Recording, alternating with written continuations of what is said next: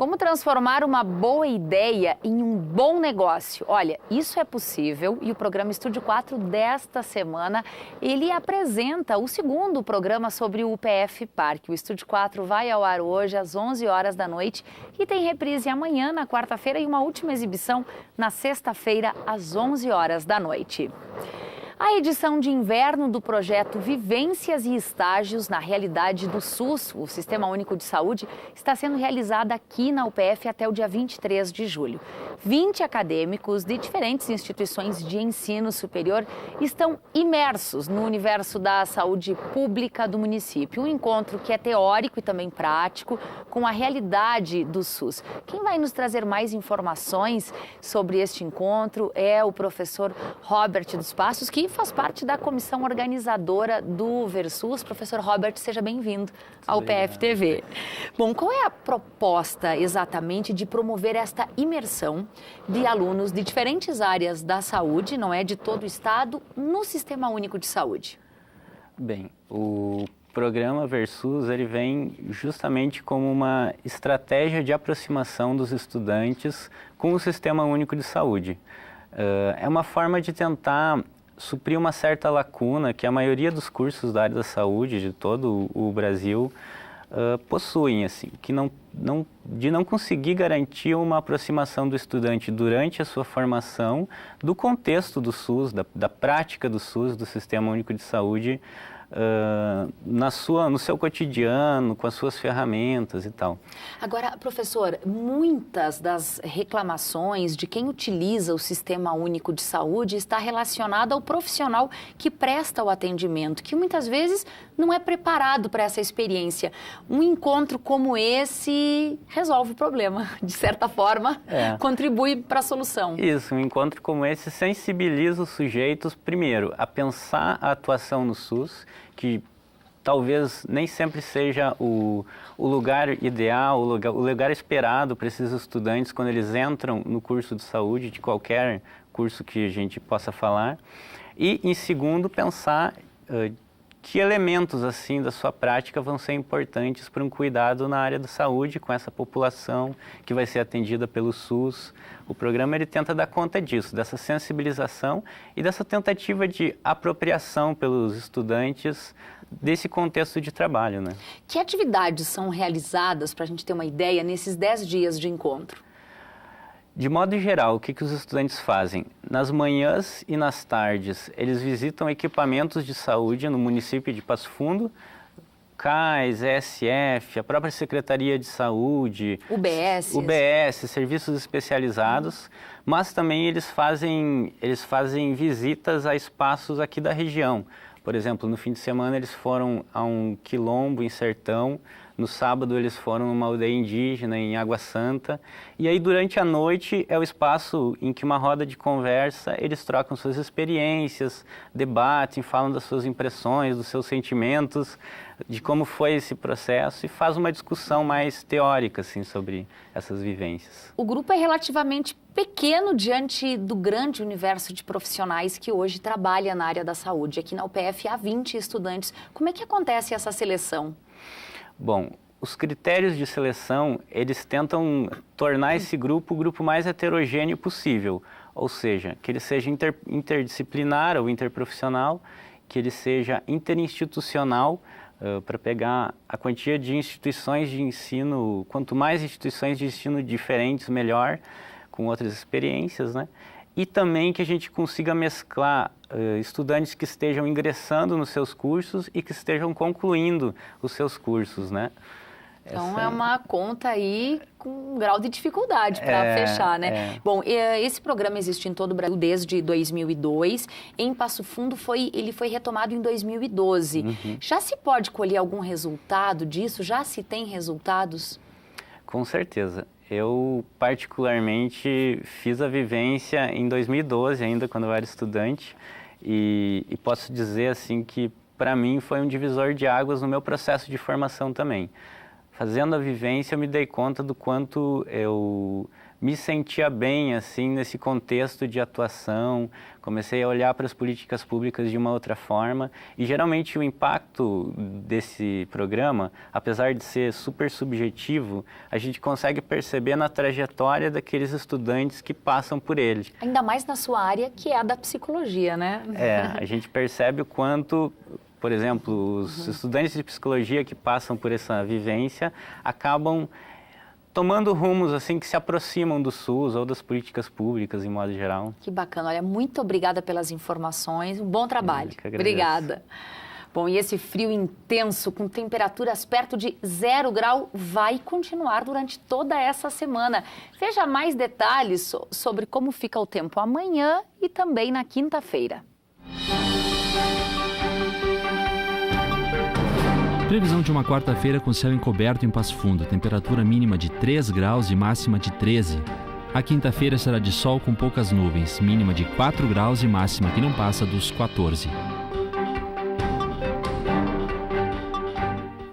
Se você está pensando em se qualificar, a UPF está oferecendo cursos de pós-graduação em diferentes áreas do conhecimento. Entre elas, olha, tenho cuidado no envelhecimento humano, desenvolvimento de software, gastronomia e MBA executivo em finanças, ofícios bancários e mercado de capitais.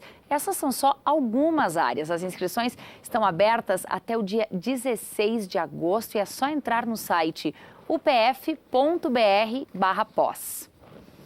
Em 2011, uma das pesquisas divulgadas pelo Instituto ProLivro mostrou que 49% das pessoas acreditavam que quem mais influenciava o leitor no gosto pelos livros era a mãe. Em seguida vinha a professora com 33%, o pai com 30%. De lá para cá nada mudou. Em 2016, essa mesma pesquisa registra a figura da mãe como uma das bases para desenvolver o estímulo ao prazer de ler.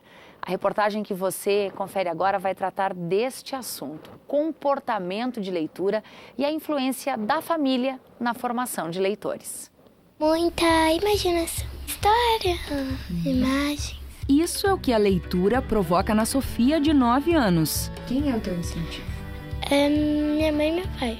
Já dizia o educador Paulo Freire, a leitura do mundo precede a leitura da palavra. Seja para o prazer ou para conquistar o conhecimento, ler transforma, cria novos olhares e sentimentos a diversas situações do cotidiano. Uma pesquisa divulgada pelo Instituto ProLivro de 2016 aponta que o índice de brasileiros leitores chega a 56%. O resultado ainda não satisfaz, mas é atribuído muitas vezes à rotina agitada das famílias, a falta de tempo e a ausência de alguém que dê um empurrãozinho para incentivar um comportamento leitor. Tanto eu quanto meu marido, nós gostamos de ler, nós gostamos de livros, nós gostamos de... Desde criança, nós temos o hábito nas casas dos nossos pais.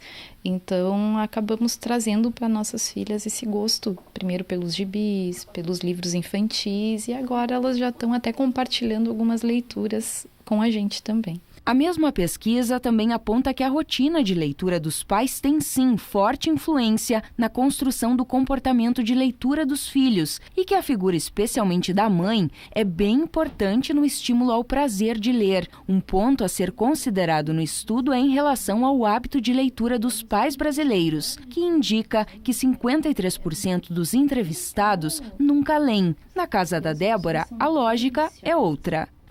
A hora da janta, tu toma banho, faz o tema, janta e daí começa a ler. E ficam livres para ler durante o dia inteiro, mas quando elas voltam da escola, enquanto eu faço a janta, geralmente elas fazem o tema e leem. E você me contava que às vezes você tem que até inclusive privar elas da leitura porque você não consegue nem interagir de tanto que elas gostam de ler. Isso, o dia que chegam os gibis são 5 gibis. Então, se elas pegam esses gibis logo que elas entram em casa, eu posso chamar para jantar, para tomar banho, que enquanto elas não terminarem de ler os 5 gibis, elas não vêm.